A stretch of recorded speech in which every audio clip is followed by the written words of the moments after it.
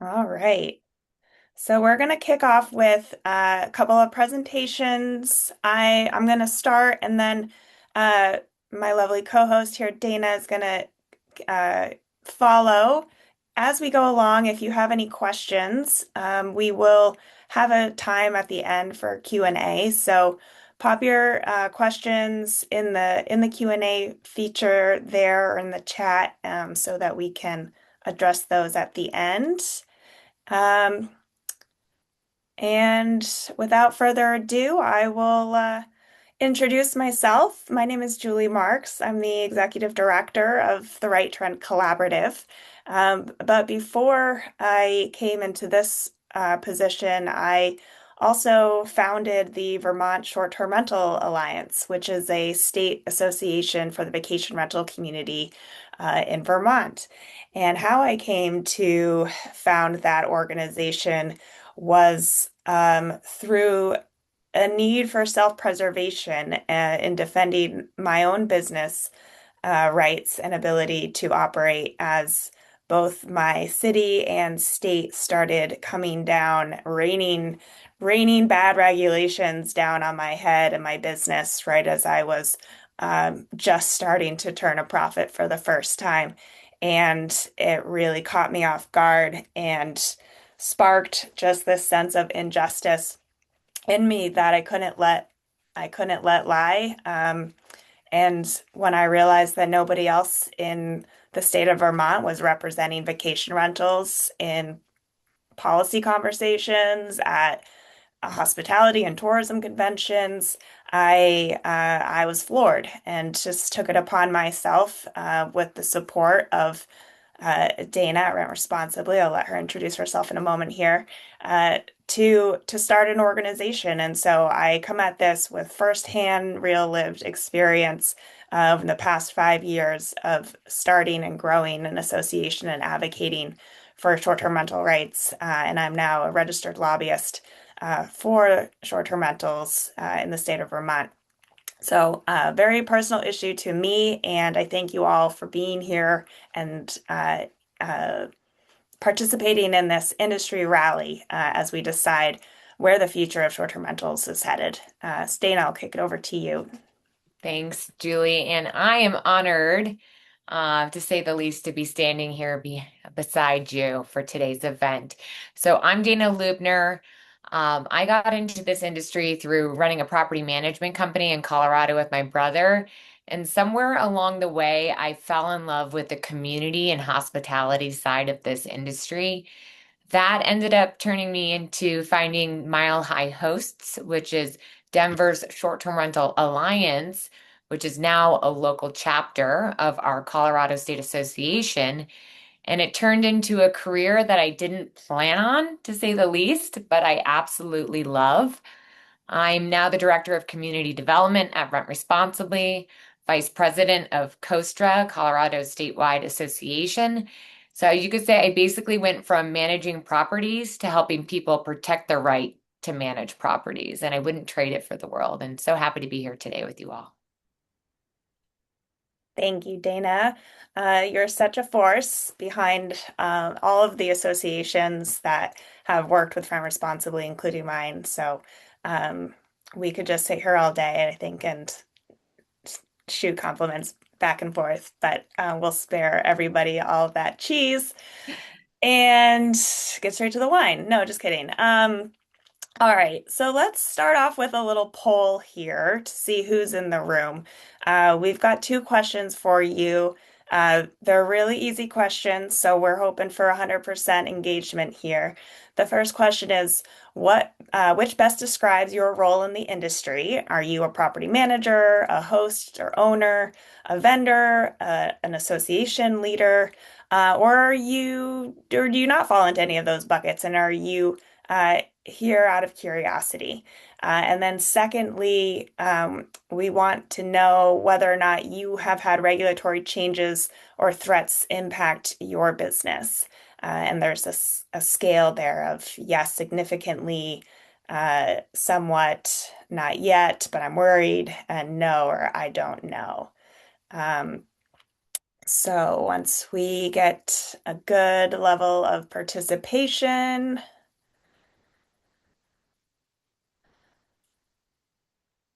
we will see who's here.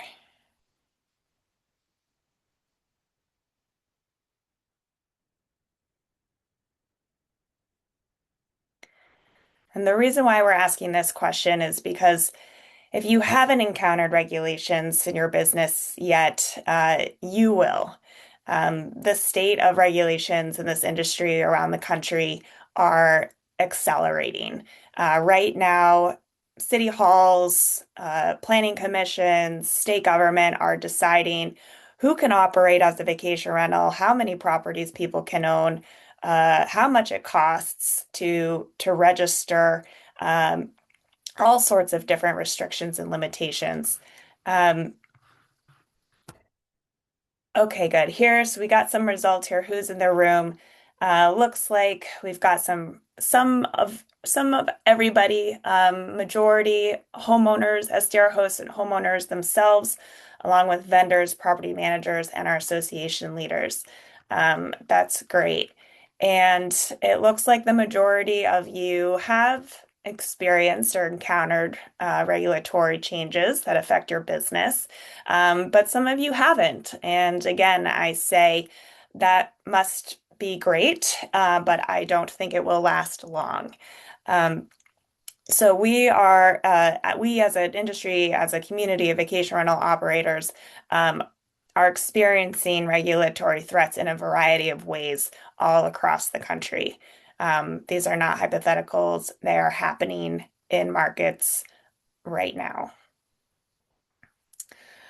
And this is why associations, state associations, local associations really uh, make a difference and become important because if you aren't being represented officially and professionally in these conversations, whether they are at your city hall or at your state house, uh, rules are being decided without you.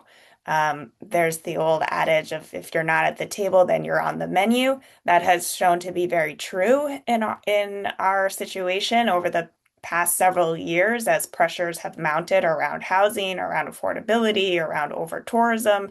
This is a really uh, hot topic issue for a lot of jurisdictions right now.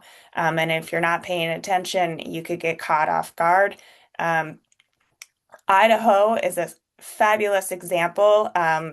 Melissa Radford, who runs the Idaho Vacation Rental Association, actually was able to build relationships over the years with their lawmakers, having established trust and credibility as a representative of responsible operators, of partners rather than adversaries. And they were actually able to write a piece of legislation for their legislature to protect vacation rentals statewide. This is, as far as I'm aware, groundbreaking, first of its kind to really um, limit what local governments can do. So, without restricting property rights and the ability for people to rent, they've created an environment that says local governments can really need to focus on nuisance prevention and reasonable and enforceable protections. But this was a really big win for Idaho, and it didn't happen on accident, and it didn't happen without the influence and the presence of their state vacation rental association. So I want to take another poll because I'm interested around to know how ready you all feel when it comes to responding to regulations. Most communities aren't paying attention and they don't get alerted until it's practically too late, until there's a measure on the ballot saying, "Oh, we want to ban short-term rentals or not," and you don't know how that even ended up on the ballot. Um, a lot of what communities have been facing is reacting, and it's often too late. And so the questions we are asking you are, how confident are you that your business is protected from future regulation changes right now? Are you very confident? Are you somewhat confident? Are you not confident at all? And then does that confidence come from a feeling that your local community has the resources and is organized enough to respond to that change? So yes, do you feel I've got a state association that's flush with cash and huge membership, and we have great relationships with our lawmakers, to no, we don't have anybody representing our community. Um, because that matters. Um, these regulations, they don't come out of nowhere. They don't happen overnight, and they go through a consistent process where there's lots of opportunities to engage and lots of opportunities to influence the outcome.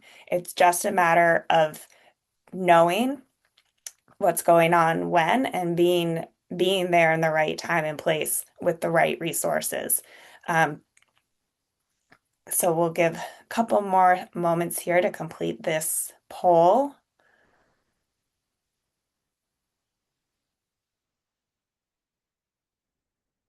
Okay, the results are in.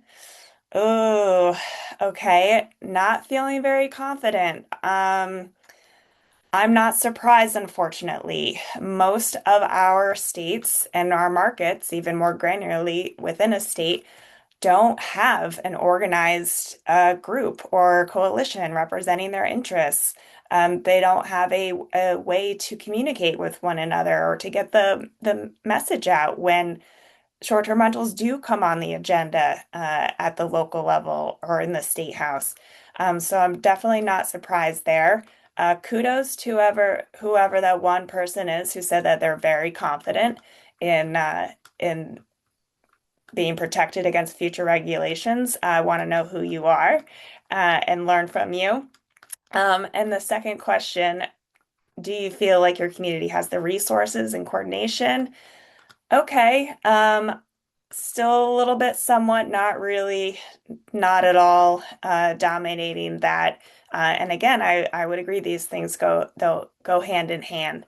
Um, so hopefully we're starting to get the message out and clear that uh, having an organized business association in your community is vital. And then the second message is this: starting and running an association is a full-time job. And the problem that we're having as an industry is that our associations or our advocacy, our response to regulations, to bad regulations, is being shouldered by people who are not being paid to do that work, are being shouldered by people who have very busy property management businesses to run, have maybe just one short-term rental in their vacation home and another full-time job. And relying on volunteers doesn't work. We've seen this time and time again. People burn out. The argument is lopsided. There's no way to support regular lobbying or relationship building in the way that Idaho was able to do. And so we just can't rely on volunteers to solve this problem. When you look at other industries, let's look at the real estate industry, for example. The National Realtors Association is massive, has massive funding behind it that supports a very well-connected network of state associations of realtors that trickle down into communities with local chapters. These are this is the backbone of the industry that funds very high level and professional lobbyists and funds research and supports all of the rights and um, business opportunities that are available in real estate, similar to the hotel industry. It's backed by this massive lobbying association. The vacation rentals industry isn't there yet. We are falling behind. And and this is the problem that we need to solve if we want to have a voice and if we want to have a future in the vacation rental industry. So that's where the Right to Rent Collaborative comes in. The Right to Rent Collaborative is here to solve this. Um, because without consistent funding, even the best efforts by the best people will fall short and will eventually fail. And as an industry, it is imperative at this point in time that we come together, everybody, no matter how big or little of a stake you have in this industry. But right now, at this point in time, we need everybody to come together to create a network of these full-time jobs, of these associations, of professional government affairs teams, of paid executive leadership that have the ability to have legal representation and attorney counsel, and they have local lobbying expertise and availability in your local markets. This is what we need and what we don't have in most communities. And so this is the need that the Right to Rent Collaborative is really focused on addressing.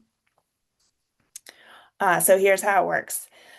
Very simple, hopefully. The idea is that this is an easy button for you all and your businesses and the larger industry to fund the creation of an infrastructure of a system that we can actually sustain and become and grow up into being like the hotel industry or the realtors industry when it comes to long-term sustainability and business operations. So everybody pitches in. Property managers, short-term rental hosts, $2 per booking. That's it. $2 per booking. Once you complete that reservation, put it into a fund. Put it into the Right to Rent fund pool, where that money will then go to associations who are just getting started, who are struggling to get off the ground, or who are needing to take that next step in the maturity of their development and hire their first staff person or hire their second staff person or pay off a giant legal bill because they've been fighting on behalf of property rights in their state. Vendors, we need you to contribute directly. Dana will get into this more, but our member benefits start at $5,000 a year, but there's no minimum amount to become a member. Again, this is an all hands on deck initiative to say we all need this infrastructure to exist. We all need this network of associations, this grassroots advocacy happening in every local market, and we all need to pitch in to see that come to fruition. And we ask that everybody puts in, you know, in proportion to what they get out. We all have a stake in this. Some people's wedges of the pie are larger than others, and we expect that you put in what you can based on what you have to lose. So this is really again our nonprofit organization built to do one thing, and that's fund industry advocacy from the ground up. And this will be the result. Currently, you can see the map, the reality. This is a little hopeful, a little optimistic even. But these are where we already have either state or very small regional or local alliances that have formed.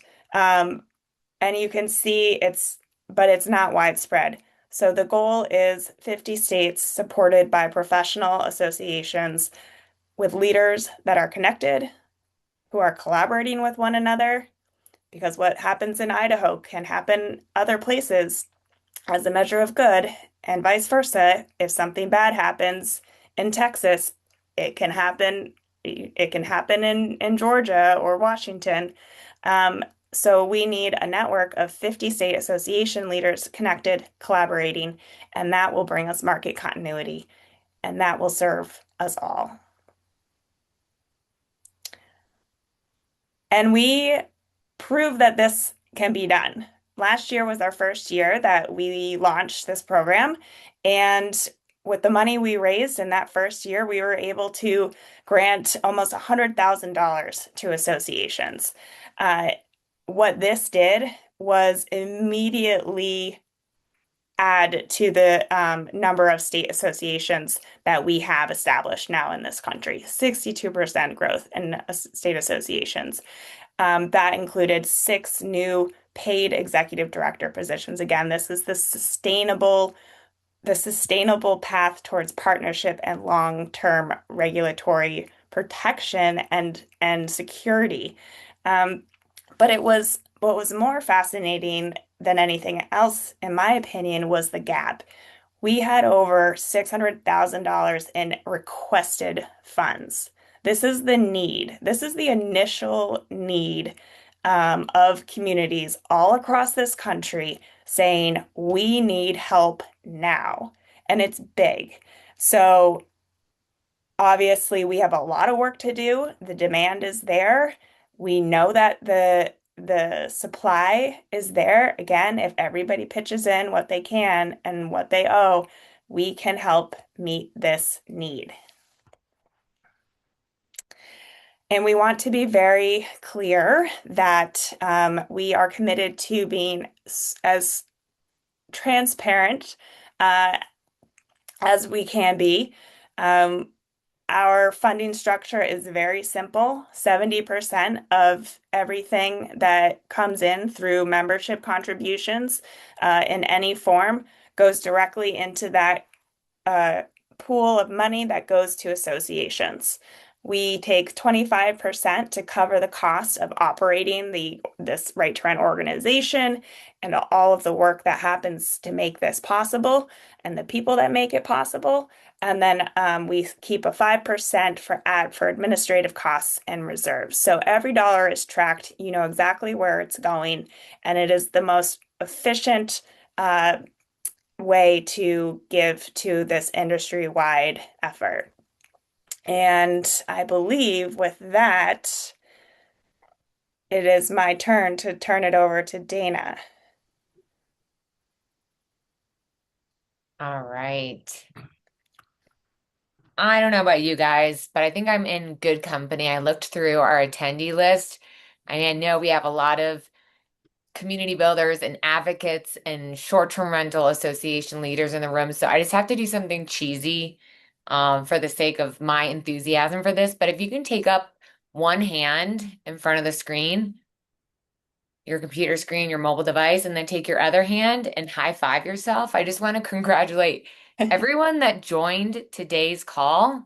You are the difference makers. You are the movers and shakers. You are the people that are truly going to decide the future of our industry. So whether you're watching this as a recording later or you're joining us live, I cannot thank you enough.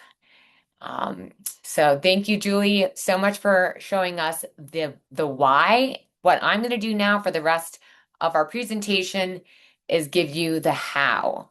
So I'll just share with you, when I first heard about this model, honestly, my reaction was like, that's it. And yeah, that's it. $2 per reservation is one of the channels of helping support the future of our industry. So every property manager who participates adds $2 to each reservation. It goes directly to the communities protecting your right to operate and your livelihood. That's the whole model. And here's the thing I want you to hold on to before we go any further. Most operators never feel it.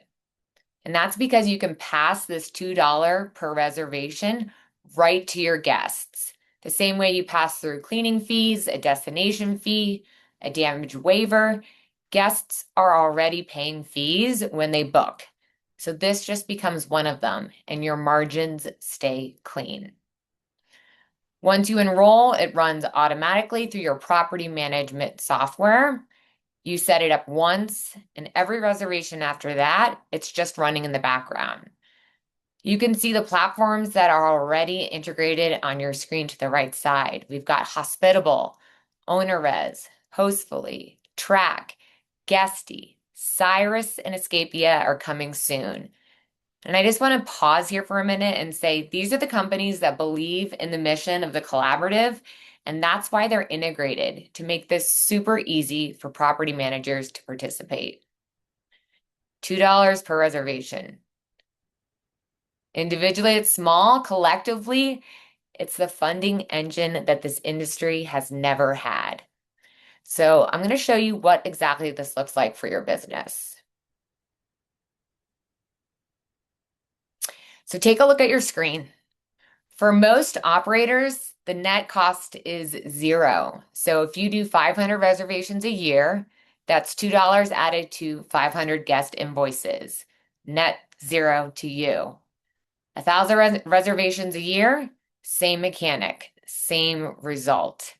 Running your own numbers, it's simple. Reservation count times $2. And then ask yourself one question. Does that $2 come from me or does it pass through? You do have three options, and this is genuinely your call. You can pass it to your guests, which is what most operators who are signing on are doing, and what we'd recommend doing. Again, zero net impact to you. You can absorb it, consider that your part, your participation in advocacy, and keep your guest pricing exactly as it is, or you can split it. $1 your guest covers, $1 you cover, whatever fits your model best. Whatever you choose, once you enroll, it runs automatically, one setup and done. And before we go any further, I do want to launch our last two polls of today's event to get some input from you all. So as you'll see on your screen, what's your biggest concern about regulatory changes in your market? It could happen, I don't know when. I've seen it happen, but wasn't prepared. I'm already dealing with it right now. I'm not sure it's a real risk for me.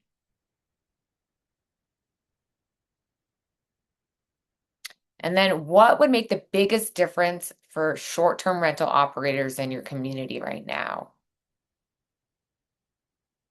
Professional staff who can support our organizational growth, faster response when regulations surface, or better coordination across the industry, or more resources for legal challenges. I know some of you probably would like to select all, but we want to know what would make the biggest difference.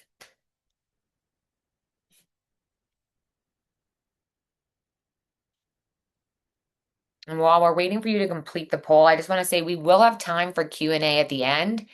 So your questions related to the Right to Rent Collaborative, how it works, how you can get involved, any questions you have, please do drop those either in the chat or we also have the Q&A feature on the bottom of your Zoom screen. Be sure to drop your questions there.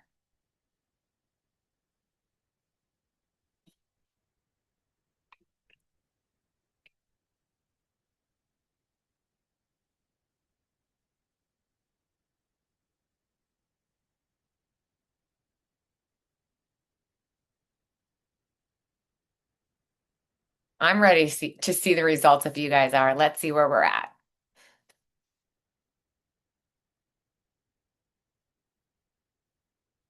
So what's your biggest concern about regulatory changes in your market? 60% of you are already dealing with it right now. Woof, that's a lot. And then the other 30% of you or so are saying it could happen, but I don't know when. That's not a fun state for us to be in. We are in reactive mode. We are being so much put back on our heels. I would much prefer us to be in proactive mode than reactive, and I'm sure you would too. And then for the next question, what would make the biggest difference for short-term rental operators in your community right now? We've got a really close tie. We've got better coordination across the industry, pretty much tied with resources for legal challenges. Well, you guys, the good news is I did pick out those questions because they directly tie to the Right to Rent Collaborative being the solution for everything you guys just shared with me. All right, so now I'm going to move to a group of people who've already said yes to participating in the Right to Rent Collaborative, and they're going to be able to share it with you better than I can. My name is Rebecca Gallagher, and I am the Executive Director of the Poconos Association of Vacation Rental Owners. It's a mouthful. It's the Poconos VRO.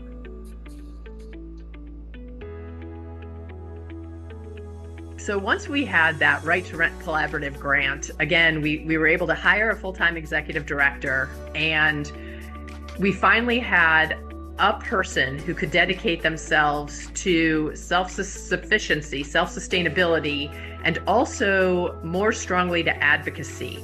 And, when we said we were going to have education programs, we all of a sudden had the bandwidth to be programming webinars 2, 3, 4 times a month. We had the bandwidth and the funding to relaunch a new website that was so much better, so much more professional. It no longer looked like your 5th grade son put it together.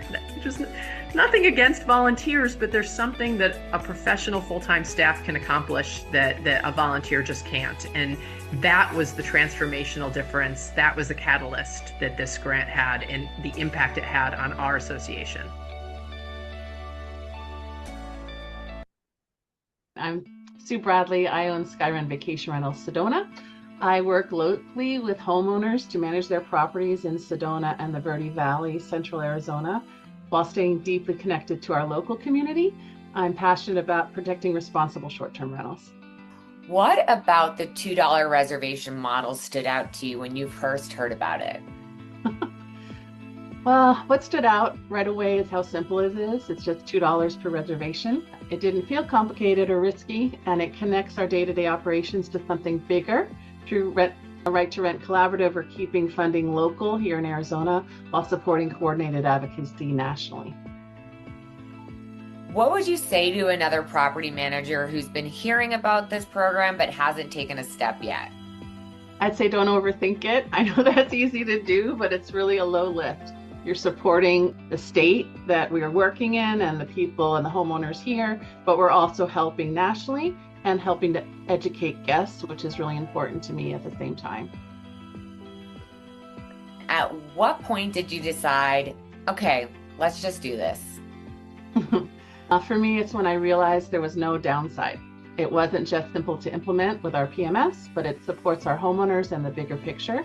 We can contribute to advocacy and guest education without adding complexity, and that made it an easy decision.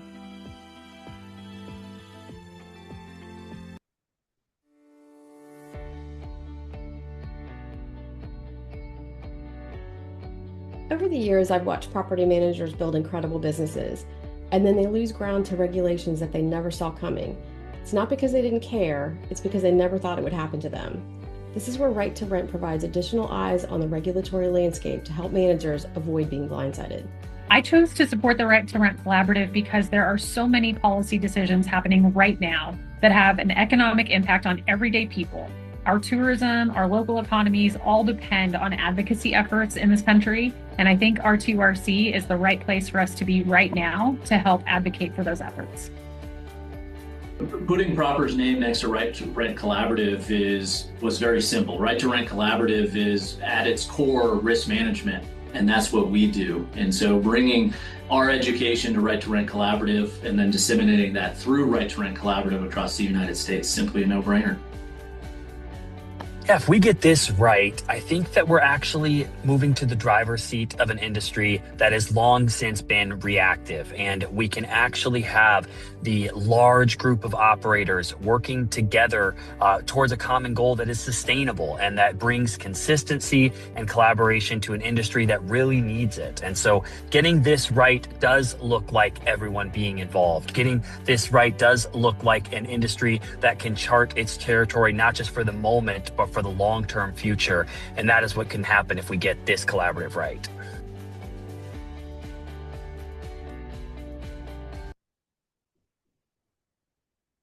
So you've heard it from folks. I think a handful of you recognize those folks on the screen, and we're even lucky enough to have a few faces from those video clips in the room with us today.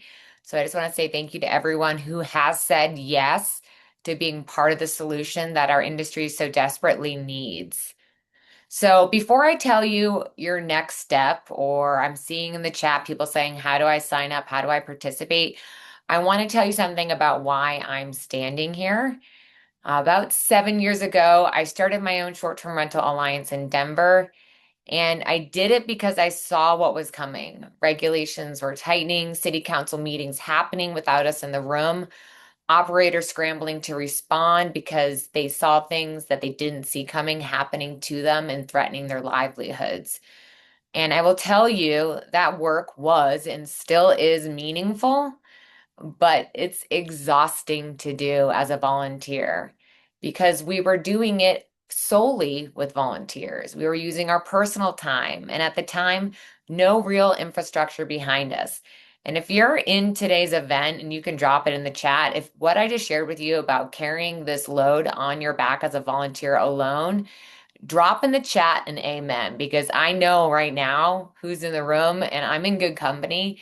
So for the folks, I just want to also just give you a round of applause, impromptu round of applause for all of the volunteers in our industry who have been fighting for this industry on their backs without the infrastructure that we now have as part of the solution now. So I'm just really want to say to you, thank you from the bottom of my heart for all of the time, personal time, all the things that you've given up in order to help fight for the future of our industry. The thing that I wish I had back then when I first got into advocacy is exactly what the collaborative is designed to help relieve now. So when I tell you your next step, this is truly what I believe is the solution for our industry, and I couldn't be more honored to be sharing it with you all here today. So if you work with a property manager, your whole ask is simple. Talk to them. Ask them to enroll in the Right to Rent Collaborative. They do the setup, it runs automatically, and your properties are participating every single month. You don't have to do anything after that conversation. If you self-manage your own properties, you're not using a property manager, you can join directly as a member. We suggest anywhere between $2 and $5 a reservation as a simple way to think about it. Monthly and annual options are available. You set the amount that makes sense for you. You can go to the Right to Rent Collaborative website. There's links in the chat for everything that we're talking about, and you can set yourself up as a member being part of the Right to Rent Collaborative.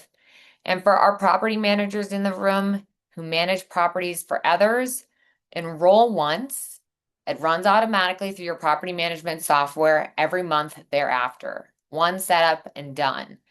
And there's more property management software companies that are onboarding, but if you don't see your PMS in the queue to onboard, reach out to them and say, will you be a participant as a PMS with the Right to Rent Collaborative? They will listen to you, so don't be afraid to ask them to participate. The good news is by doing this, you are being part of the solution, and nobody has to join a volunteer board unless you want to. So you just participate directly through your bookings. And I want to say that participation, like I mentioned before, across hundreds of operators and thousands of reservations, that's what's going to fund professional staff that Julie talked about, legal readiness, the rapid response capacity, all of the things we need to know so that we're prepared and we're not being reactive. We can get into that truly proactive position, similar to the real estate industry or the hotel industry. The work gets done. You just have to be willing to say, I'm willing to do my part. Now, there's one more group in this room that's part of the equation that I want to speak directly to. If you're a vendor or a service provider, this next slide is for you. Here's the simplest way I know to say this. Fewer short-term rental listings means fewer customers for your business. That's it. That's the whole equation. Every market that gets restricted, every operator who exits, every property that comes off the market, that's a direct hit to your customer base, your revenue, your growth trajectory. So when you think about what the right to rent membership means for your company, it isn't a sponsorship. It's not a line item of your marketing budget. It's not about being a good citizen of the industry. It's protecting the regulatory environment your business runs in. Member levels start at 5,000, and I'm not going to walk you through every tier during today's event. Like Julie mentioned, there's a participant member level at any dollar level. But for vendors who want to really take a stand, I'd like to have a conversation directly with you about what makes sense for your company specifically. So there is going to be a link to schedule a call with me dropped into the chat, because I think the right level of participation depends on your footprint, your markets, and your customer base. What I can tell you right now is the companies that have already made this decision, I think you're going to recognize most of them. And let me show you who's already part of the collaborative.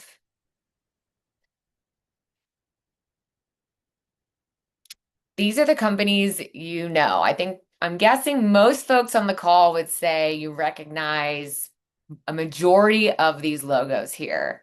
We've got Airbnb, Vrbo, Proper Insurance, Price Labs, Hospitable, Breezeway, Truvi, and a bunch of other companies.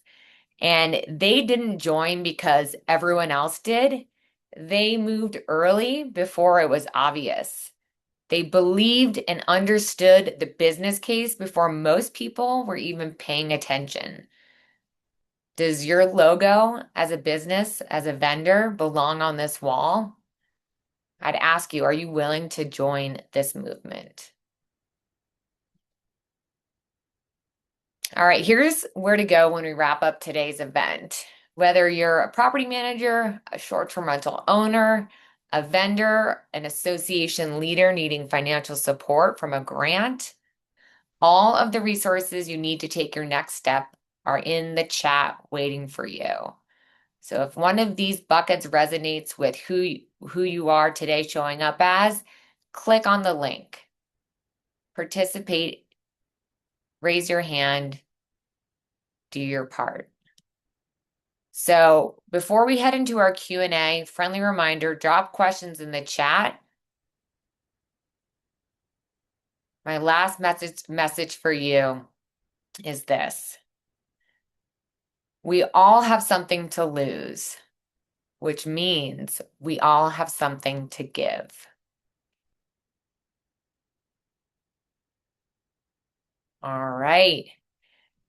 Time for Q&A. So I'm going to pull up our Q&A question doc here, and I'm going to moderate our chat, and I will throw questions to Julie or myself that come through. So first question we've got here is, what are some steps local leaders can take to work for the sustainability of our industry in an over-regulated environment?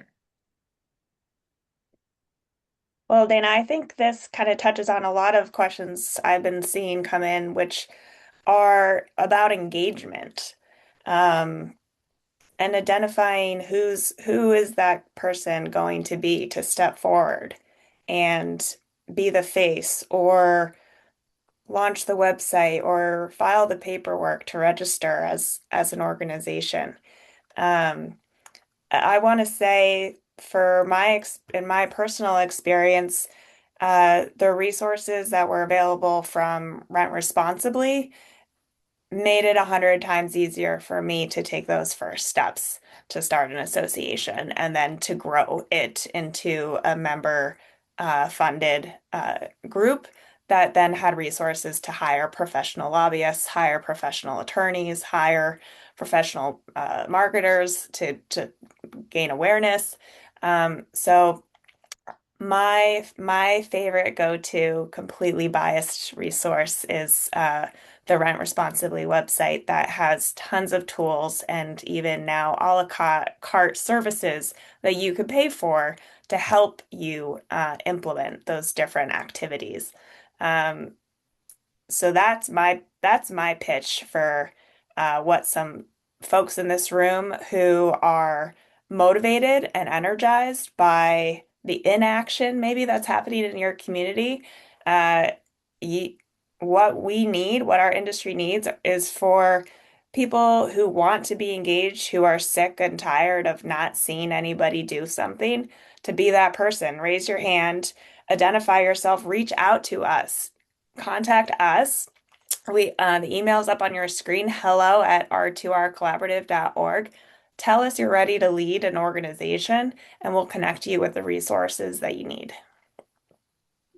Yeah, and I'd say if you don't know if you have an association or not in your community, don't start one until you look at the Alliance directory or do a Google search, Yes, good and call. see if there's one, see if there's one that exists, and then reach out to them. Like, no, there's no better email to get as an association leader that, hey, I'm inspired. I want to be the change I want to see in our industry. Like, what can I do to help? And how can I help? What can I do? So that is music to any association leader's ears. I want to answer a question. I got this one from Linda. Linda asks, so there's a $5,000 membership, and then as an individual, $2 to $5 per booking. The first thing I want to share here is the $5,000 membership starting tier is for vendors. So think, proper insurance, AirDNA, key data, the handful of the vendors in our industry that have customers throughout different markets. So that membership tier at 5,000, that's designated specifically, intentionally for vendors. But you as a homeowner or property manager, you can donate any amount that you want. The second part of your question is if you only have between 20 to 30 bookings a year, that's $160 worth of $160 that you're contributing to the Right to Rent Collaborative for the first year. And yes, that is correct, based off of how you did that math. So I love how you're seeing it as being able to participate, even if you don't necessarily have a property manager or a PMS, property management software that's integrated. All right. On to our next question. I think we did answer this. Oh, wait, here, I'm going to go to this one. What funding is available to start an association? This is a good one because I hear it, I feel it, the energy from folks who are ready to get involved and engaged, and you're like, where's the help, people? That's what all this fundraising is for. So on the other side of this equation, is the grant process. We have startup grants, or actually we call them seed grants for uh, folks who are in the early stages of pre-organizing. We will grant up to $5,000 to help you cover those initial startup fees. That includes the cost of registering as a nonprofit, filing for your tax exempt status, setting up a website, helping you with those really early kind of logistical steps to officially organizing. The next step we have is our growth grant, and that's up to $10,000 for organizations who have their papers filed and bylaws enacted, but are looking to make that first big step, maybe launching a membership campaign, maybe trying to find some part-time staff. So really, the purpose of this funding is 100% operational capacity building. We're not funding projects or reports. We're funding the creation and the growth and development of an organizational structure. And then for organizations that are more mature and currently exist, we have sustainability grants. We'll grant up to $25,000 for hiring purposes mostly, but any capacity building really. And finally, we do a kind of a special projects grant up to $5,000 to $20,000 that's available to cover things like legal fees if you are engaged or are planning to file suit in a lawsuit that could potentially benefit the entire industry from a good precedent. So go to on the website. I believe it's been dropped in the chat a few times. There's a page just for associations with all of the different grant options and the links to submit your application. And again, if you don't have a formal association yet, that's okay. That's built into part of this process is to help you get that started. I wanted to shout out all the advisory committee members. We didn't have a slide of them, but a handful of them were in the room. They dedicate volunteer hours to reviewing closely and really evaluating the grant applications that come in, and then they make a recommendation to the board on which grants need more information, which grants should be funded. And so it's a really community collaborative process that goes into deciding how grant money is used and how our industry is built to last and built to be sustainable. I want to mention there are a handful of specific questions like regions and regulation issues. And I would just suggest we won't use today's call for that. But if you have an association, reach out to them. There's a handful of different ways that we all can stay connected. I'm not here to personally plug Rent Responsibly, but Rent Responsibly does have a digital platform where you can join and connect with others and talk about some of the common objections and challenges you're facing in your community and find out from others what they're doing to tackle and rebuke them. So I just say some of those specific, more location questions, we will hold those, but we want to really be able to answer everything you want to know about the Right to Rent Collaborative. We've got another question that came in. Um, let's see here. Lisa asked, I love all of this, all in all caps, and I've garnered several hosts who are willing to put in $2 per reservation. But how do I get more involved? I've got an idea, but I'm curious what you would say, Julie, to that, or I can kick it off. Well, I would certainly want to know more about Lisa and what market she's in, and if there is already an association in her region or not, because that will influence the answer. Again, if you look through that directory and you find a group that exists in your area, reach out to them. I'm sure they would love your support, whether it's financial or as a volunteer to serve on their board of directors. Maybe you have a special skill. I think right now in at least in my association in Vermont, we have one full-time employee, but everybody else is a volunteer still. So we do still heavily rely on our members and our volunteers to guide us, especially when they can bring a unique skill or talent to the conversation. Maybe you're a CPA, maybe you're an attorney, maybe you're a graphic designer, maybe you're a writer. There's lots of different ways and skills that people can bring to the table and to a local community. Maybe you're really good at hosting events and you can host a community event to invite your local lawmakers to learn more about short-term rentals and your business and start the conversation there. There's so many things that you can do. Again, it really starts with finding that community and building that association structure so that you can then start to do it in an organized and coordinated way.